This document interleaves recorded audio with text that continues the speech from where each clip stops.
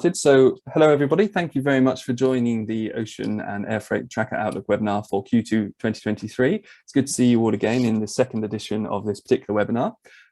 This time around, we'll be taking another look at the air and ocean freight rate markets and just trying to understand really how rates are developing and what the outlook is for the future. Obviously, really in the ocean freight and both the air freight market as well, we're experiencing a very shaky time at the moment, a lot of low confidence in the market, really driven by lower demand and sort of the unwinding of all the volatility that we've seen over the last couple of years. And the market's still characterized by lower ocean freight rates, capacity coming online there, but also the shipping lines managing that to some extent, keeping rates relatively low. So a challenging time in the ocean freight market, but really more of a buyer's market perhaps than it has been for a long time.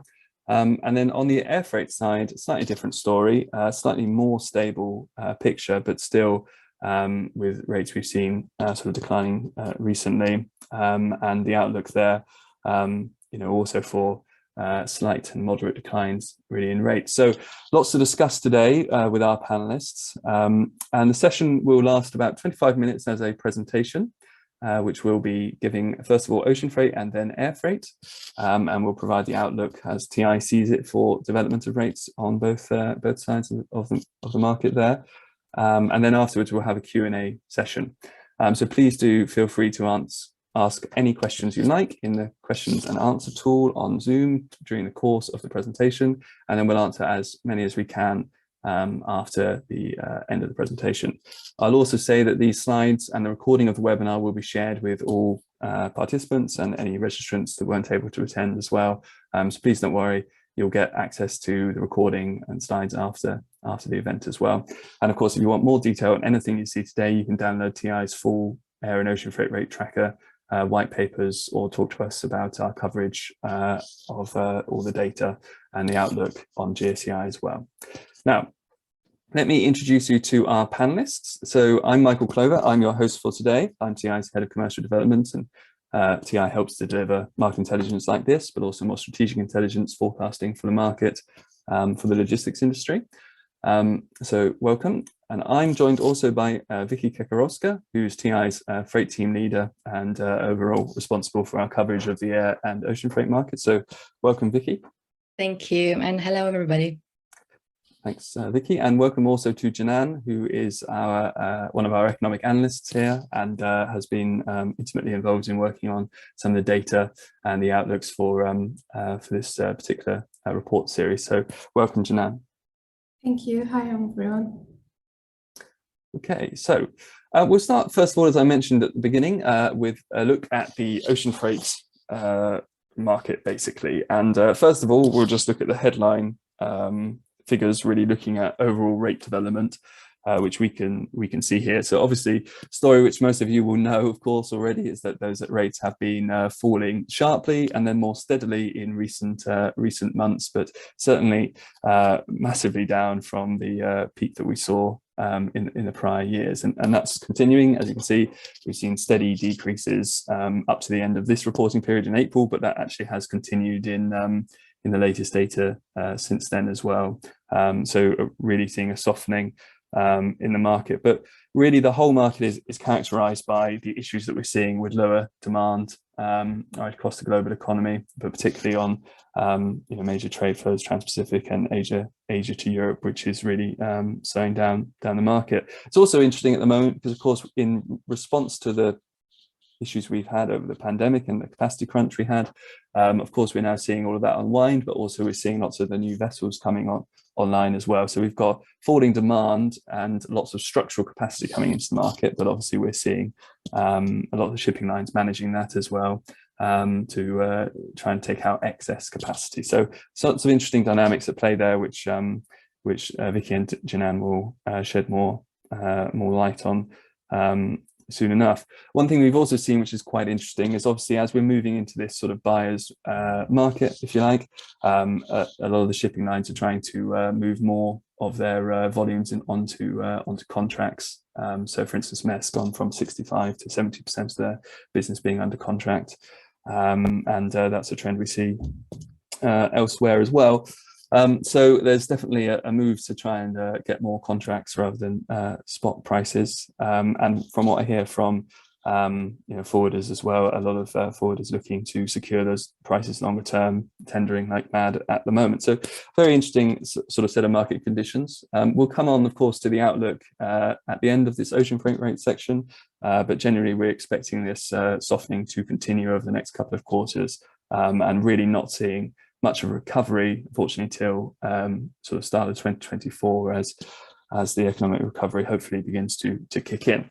So that's the overall picture on ocean freight. We'll now move on just to looking at the picture in terms of global demand, really, and here expressed by volumes. So Vicky, could you just take us through the picture on demand and volumes in the ocean freight market?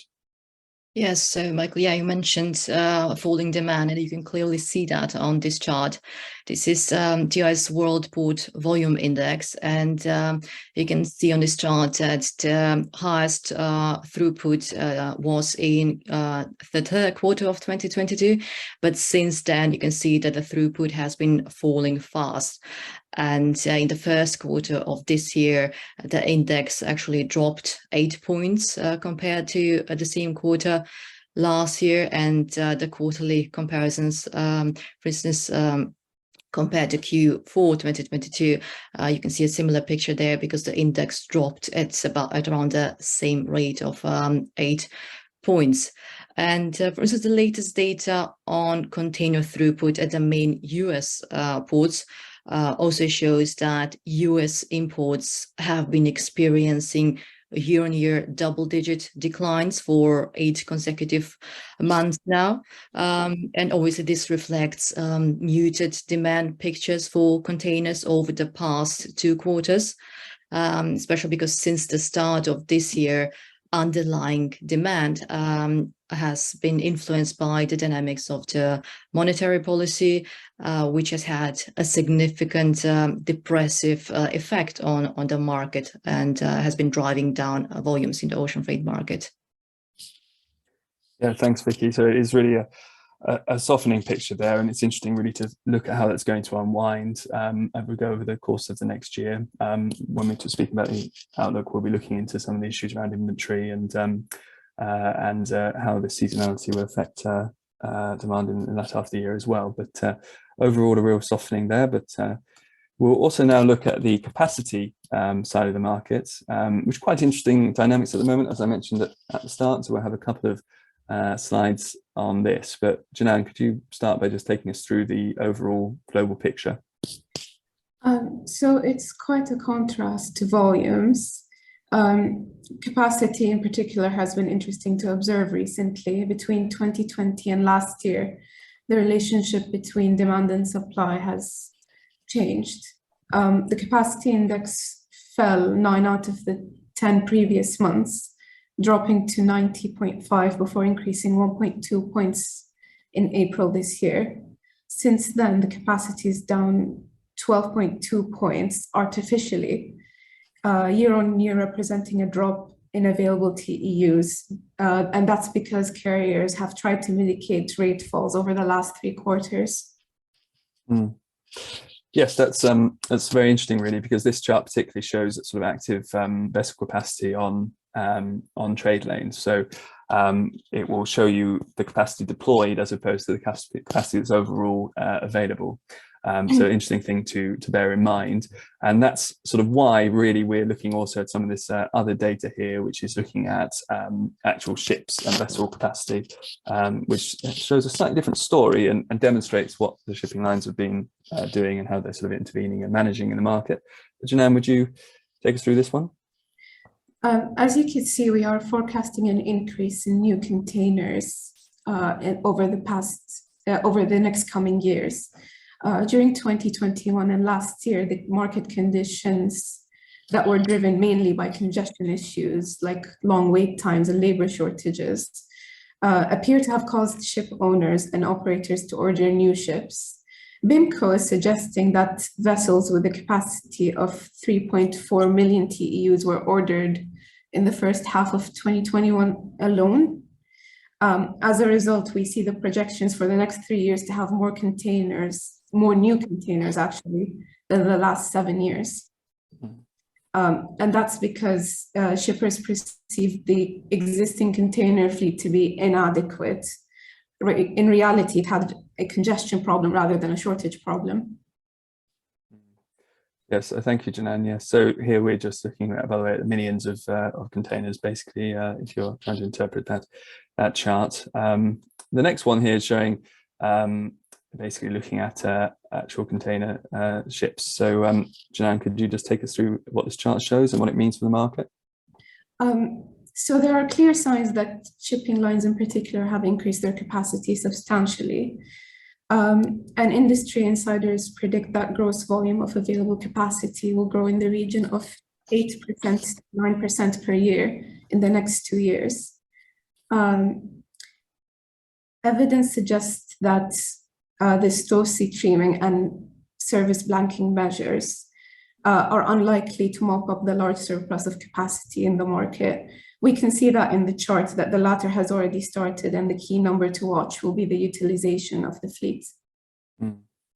Yeah, so that just helps us to understand a bit more about how capacity is coming on, but also being managed, and we should expect that to continue, particularly given the shipping lines consolidation over the last 10 years or so, and much more market sort of pricing power. So they'll inevitably be implementing these kind of measures to try and manage that capacity a bit further. So that sort of gives you a bit of a view on the supply and demand side of what's really driving the rates sort of condition at the moment. Obviously, we can also look at costs to help us understand the sort of rate dynamic as well. And one important one is, of course, looking at fuel prices and bunker fuel prices in this case. Obviously, this chart will just show you the overall trend in costs in different locations. They're all following a fairly similar pattern, although the Americas sitting at a slightly higher level. But you can see basically that we've seen a big drop off since the peak, caused, of course, induced by the issues around Ukraine and the conflict there and the disruption in the oil market. But you can see things are stabilizing, really a bit of an uptick on some areas. But generally, our expectation for this year is much more stability in the oil price, and therefore the cost of bunker fuel over the course of the next year or so. So volatility is less likely to be driven by fuel prices than it has been over the last 18 months or so in the next year. That's our expectations. Now, of course, that's telling us all about what has been happening, and we speak a little bit about our expectations for the future of the market as well. But now we'd like to come on to telling you our view as to the way the market's likely to develop in the future. And we do that through our pricing outlooks and forecast there, which we'll come on to in a second. But one important part of that process is not just looking at the data and the forecast, but also we measure the sort of sentiment of the industry as well, and their expectations for freight rates in the future too. So Vicky, could you just tell us a bit about the sort of methodology here and what this shows?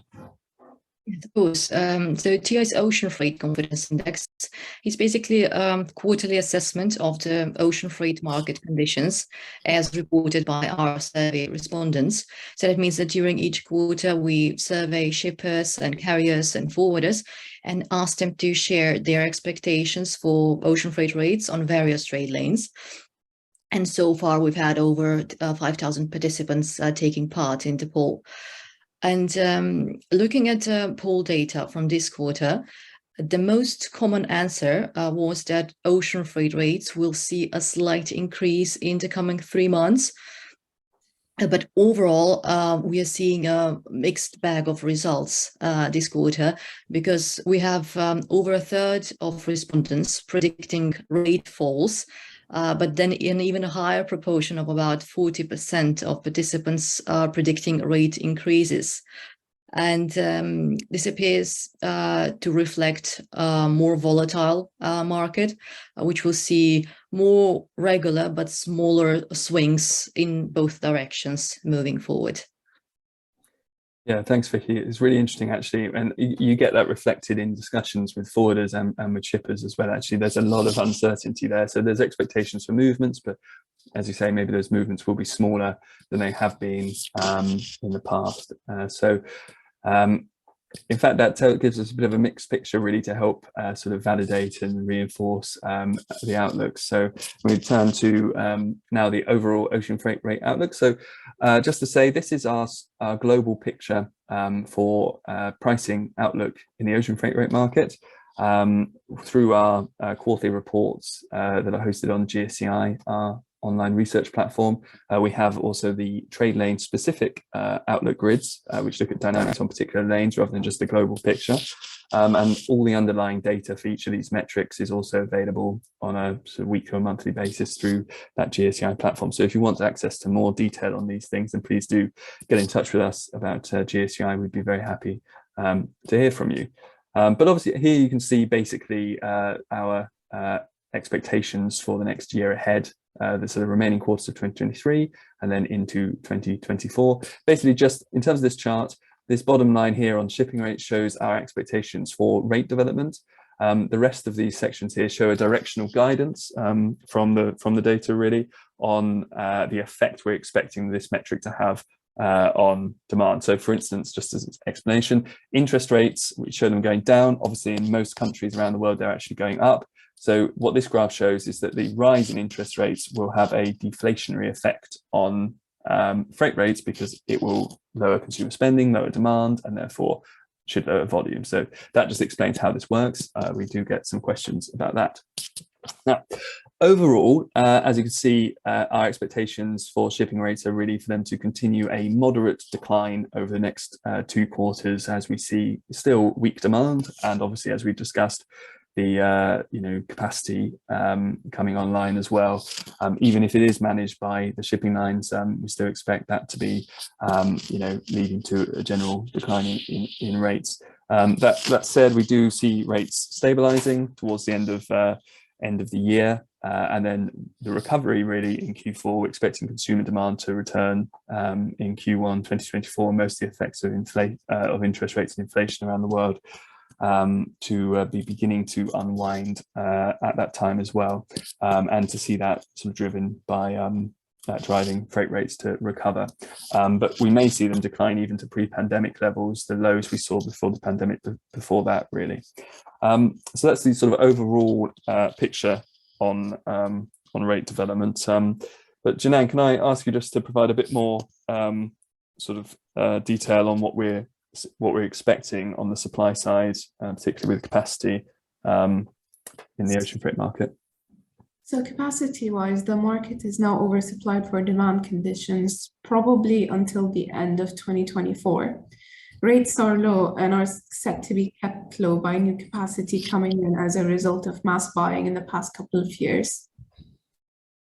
Okay, yes, and obviously just a couple of other areas on here. You can see that some metrics which have been important over the last couple of years, like capacity, congestion, container availability, really crunching and driving up rates.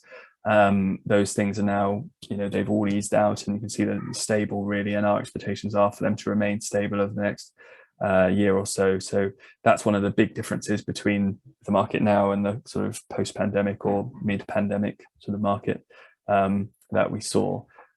So a lot more stability there. Now, in terms of demand side, Vicky, could you just take us through our expectations for the coming quarters in terms of demand? Yes, well, in terms of demand, inventory levels are a very important indicator. And we know that persistently high inventory levels causing a drag on volumes and having a downward pressure on rates. Now, the inventory destocking process in the US and Europe has been very slow, and it has gone on longer than anticipated. And the big question is when this process of inventory destocking will be complete.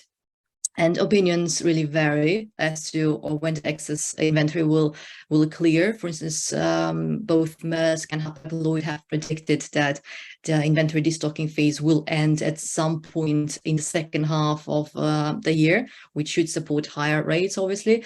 but they see no evidence of it ending just yet. So overall, it is still difficult to predict when exactly this will happen, because it depends on various other factors, including interest rates, which, as we know, are putting pressure on consumer demand and are expected to have deflationary pressure on rates in the next 2 quarters. Yes, thanks, Vicky. There, and of course, we also have our sort of more macro or geopolitical trends which are affecting the ocean freight rate market as well. So, you know, looking at the top here, we always have the issues around restructuring of supply chains, moving manufacturing and de-risking supply chains with China Plus strategies and that sort of thing, which is making changing in the long term anyway, sort of demand patterns and trade patterns to make things a little bit more diffuse.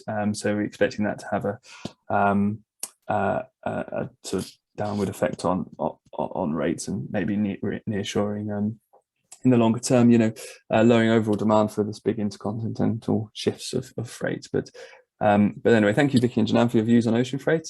This hopefully gives you a guide really to what's going to happen over the next few quarters, and you can make therefore decisions around when to put out to tender, when's a good time to buy, and all that sort of thing based on this. So we can turn now to the other side of this webinar, which is all about air freight, and we'll focus then on what's going on the air freight side. Now, similarly, obviously, sort of shaky market conditions and confidence on the air freight market, but obviously a different picture really in terms of that huge decline we've seen in the ocean freight rate market. So obviously, we saw huge volatility on the air freight market over the last couple of years. That's largely unwinding now, but one of the symptoms of that is that more capacity is coming into the market, particularly on the belly freight side. But obviously, it still suffers from the same kind of challenges that we saw in terms of demand on the ocean freight side. So we still got softening demand. And basically, if you look here at the chart, which looks at our sort of index overall air freight rates drawn from Freightos here, you can see there is a big decline from 2022 levels, but they are sort of marginally trending back up. And actually, anecdotally, you know, speaking with forwarders, hearing a lot more about a lot more discussions and more volumes, and looking likely for the next few months as well for air freight rates. So a bit of a recovery even in the last few weeks, brightening and tightening really in the air freight market. There's still challenging conditions really. So that's the sort of overall picture. And again, we're still expecting sort of very moderate or stable levels of pricing in the air freight market in the next couple of quarters, but then a bigger recovery in terms of increase in prices towards the start of next year as an overall picture. We can dive now though into the detail a bit further. So now we'll look at the demand side, looking at volumes again. And Vicky, could you just take us through this one? Yes, well, according to TI's World Airport Volume Index, the throughput experienced a notable decline at the start of this year, followed by an upward movement. Versus in a month-on-month comparison, volumes grew around 10 points in March 2023. But despite this small recovery, the current volume remain around 16 index points below the peak we saw in March 2021. So overall, yes, there is a global weakness in the market, but this needs context because demand in the air freight market seems to be returning to normal after several years of extraordinary condition. So the situation and the dynamics now resemble pre-pandemic levels in many ways. And obviously, key risks still remain the increase in inflation and the resultant increase in interest rates. But then on the other hand, we are seeing a growing e-commerce sector, which could inject much needed demand into the market. Thanks, Vicky. And interesting, really, we're seeing the usual sort of seasonal trends there, but I suppose at that lower base from previous years as well, in terms of recovery of demand. So on the capacity side, the data here showing the story there. Janan, can you just take us through this one? This is quite an interesting chart as it shows available cargo ton kilometers and cargo ton kilometers utilized. So essentially, supply versus demand. We can see that there is still a gap recently. However, as Vicky said, the pace of the annual decline in demand has moderated over the past couple of months, suggesting some stability.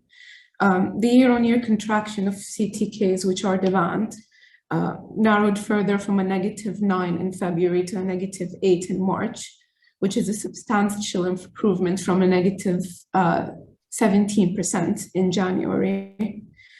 Demand was off to a slow start, but capacity has increased 10% compared to March of the previous year. The strong rebound in ACTKs as a reflection of addition in belly space as the passenger market continues to recover from the pandemic. Thank you. So this kind of reflects that sort of tightening in the market, but obviously it'd be interesting to see when this particular data set comes available for the current period, what we see there. But yeah, thanks for sharing that, Janan. We'll move on now to fuel prices again. And when looking at aviation fuel, the notable trend is actually for that, still trending down substantially from the sort of peak aviation fuel prices that we saw. But again, a bit like on the ocean freight side, our expectations are for much more stability in fuel prices and oil prices, driving that over the next year or so. So we, are expecting fuel prices to remain relatively stable again throughout this year, not to have a huge effect on driving volatility in the air freight market either. Okay, so then turning on to the sentimental confidence index again for air freight, Vicky, can you take us through what the data shows here? Yes, so similar to the ocean freight confidence index, air freight confidence index is a quarterly assessment of the market conditions in the air freight market. So every quarter we ask shippers and airlines and forwarders to share their expectations for air freight rates on various trade lanes. And overall, in the first quarter of 2023, more than half of the industry experts expect rates to fall in the coming months. So the sentiment is pretty much similar to Q4 2022.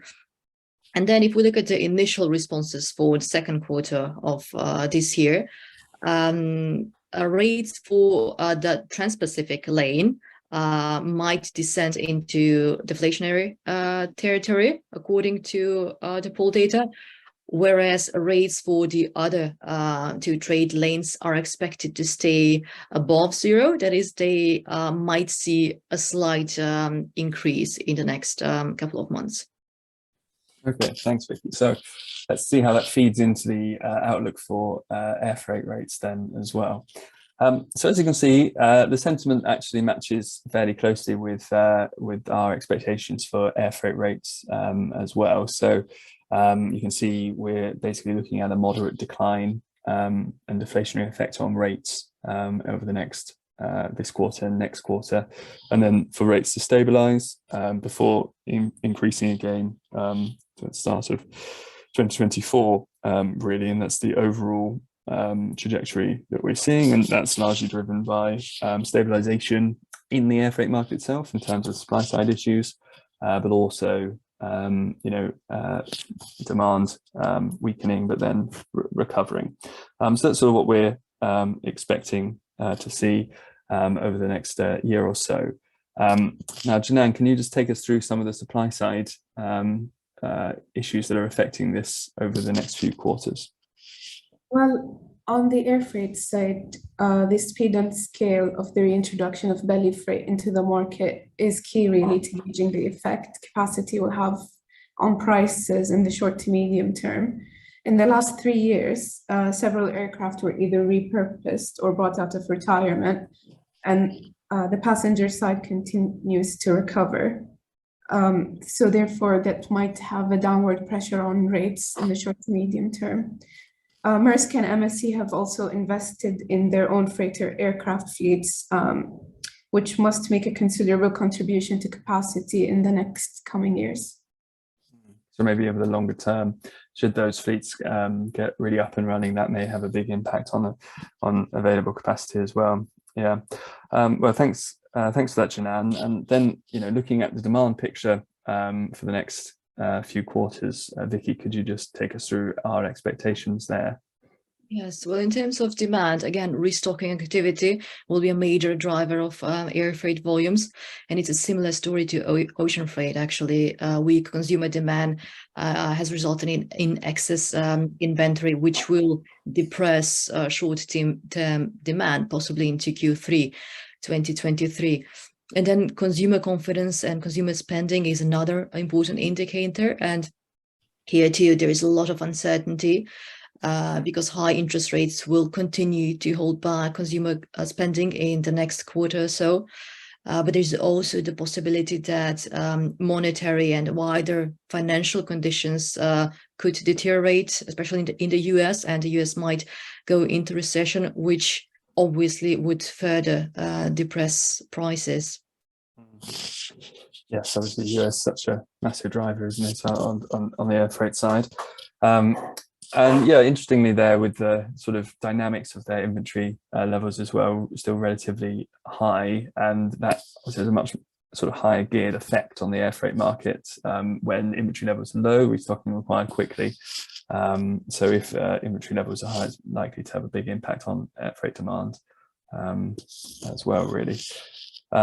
So yes, so that's the overall picture for air freight. So not quite as I suppose substantial declines as we're seeing on the ocean freight rate side, but still a softer market really, and we're waiting really for the recovery to drive rate increases again.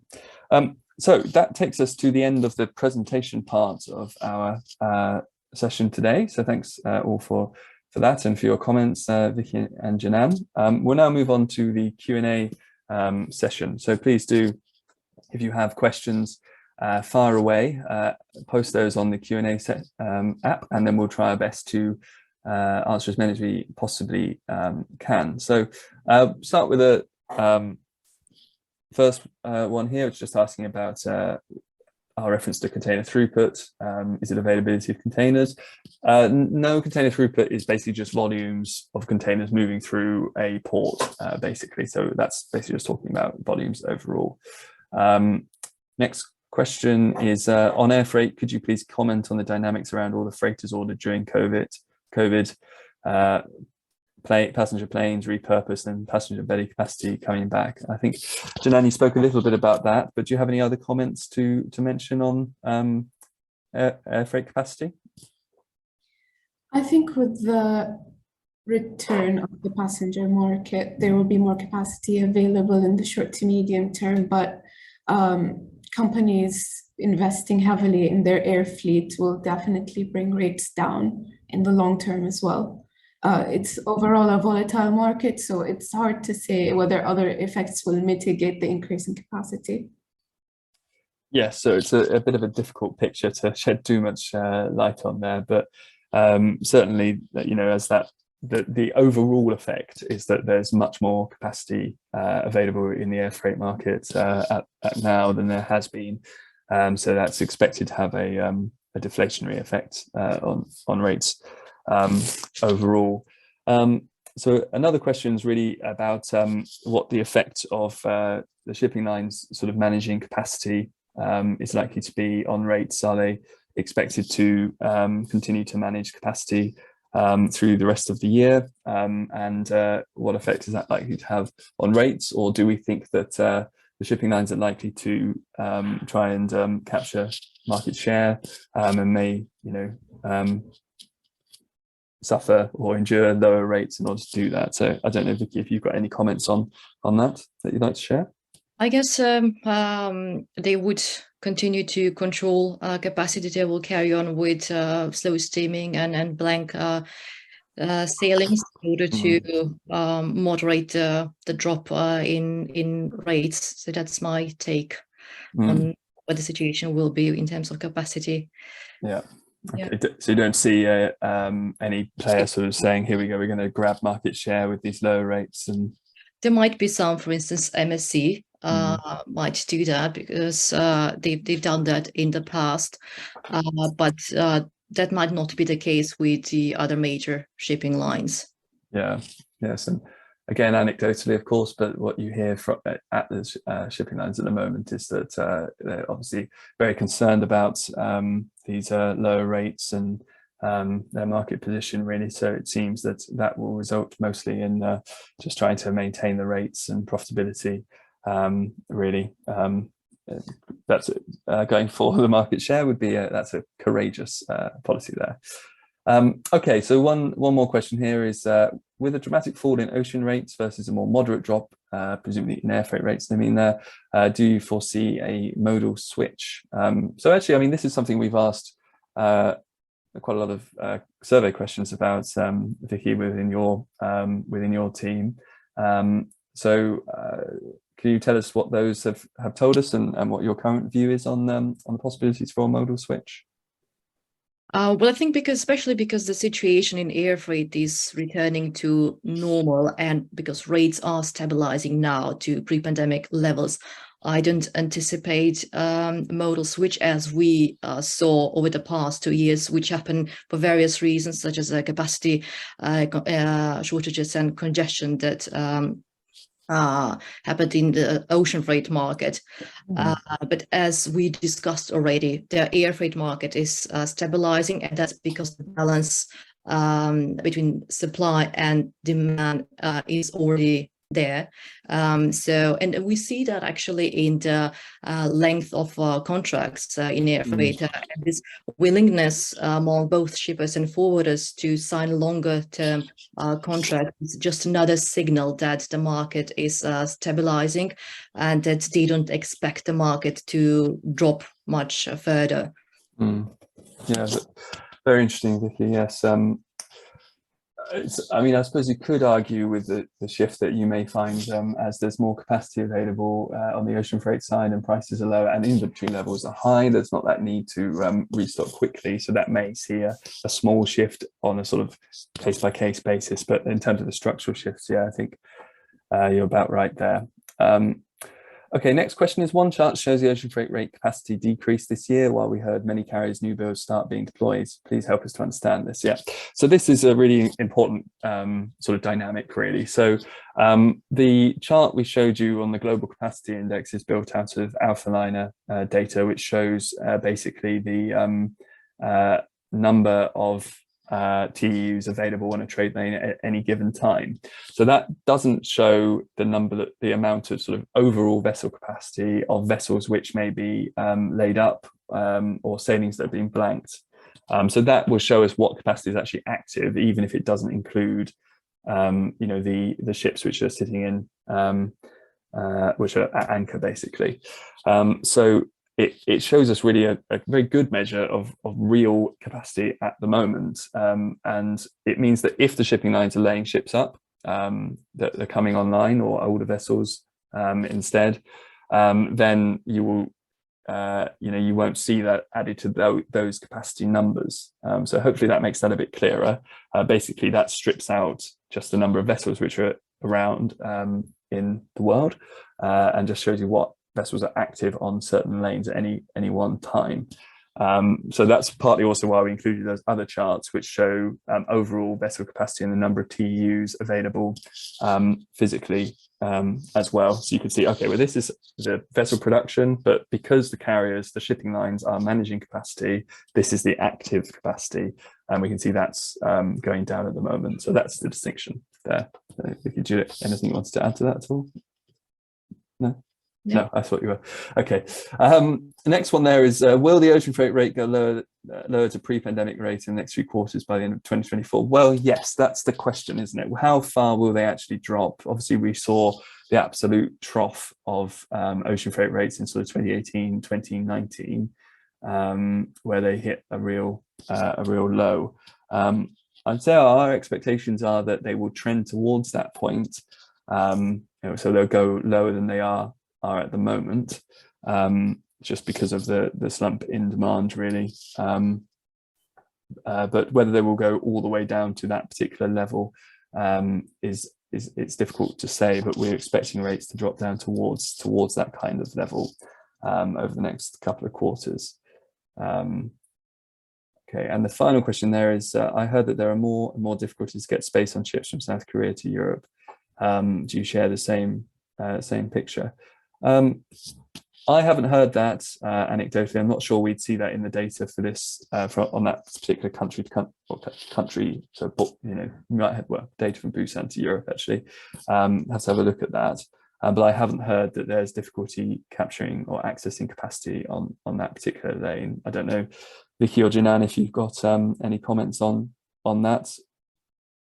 Well, don't quote me on this, but that might be due to redirecting capacity to the west coast of the US. However, I cannot foresee that looking at consumer confidence because demand everywhere has been soft. Yeah. So maybe some specific issues there, but that's not something that we've seen generally in a market where capacity is very loose, and it's certainly a buyer's market. Okay, and I think next question. Yeah, in air, the surge in belly cargo capacity has been more in evidence on transatlantic routes. What about ex-China, Asia routes? Should there be some concern that belly cargo capacity surge here could drive down rates significantly if demand remains soft? So yeah, I mean, obviously you tend to see belly cargo recovering on passenger routes, which are generally long haul. Obviously, a lot of the short haul, say intra-European flights won't have belly cargo. It doesn't fit with the passenger business model of absolutely sweating the assets of the planes in an EasyJet or Ryanair or Wizz Air fleet. So it tends to be more prominent on longer haul lines, but obviously ones which have high numbers of passengers moving between them. So yes, you're quite right. Big effect on the transatlantic route. Another thing to add there, sorry to cut you off. Another point to add there is the air freight capacity that some of the ocean carriers are adding to the market. Maersk, CMA CGM, and MSC, they have been investing in air freight capacity as well, and adding freighter capacity. So we should take that into consideration as well. Yeah, so there's likely to be a kick in capacity on those Asia to sort of exports from Asia routes, and if there is a belly cargo surge, obviously we would expect that to have that kind of effect as well. But yeah, certainly from a freighter capacity point of view, we're expecting to see that anyway. So belly freight extras would compound that. Okay, well, thank you everybody for joining us today and for participating in the session. Very interesting to talk through the trends that we're seeing now and our expectations for the coming quarter. So if you want to carry on the conversation a bit further with us, or you want to get more detail on the data behind the outlooks or the trends on a lane by lane basis, please do get in touch with us here at TI. We'd be very happy to speak to you and discuss expectations for the coming quarters. So do feel you can get in touch with us. Otherwise, thanks very much to Vicky and Jinan for joining and sharing their views and expertise on today's session. And thank you all for joining. We hope to see you again on the next webinar for Q3. Bye-bye for now.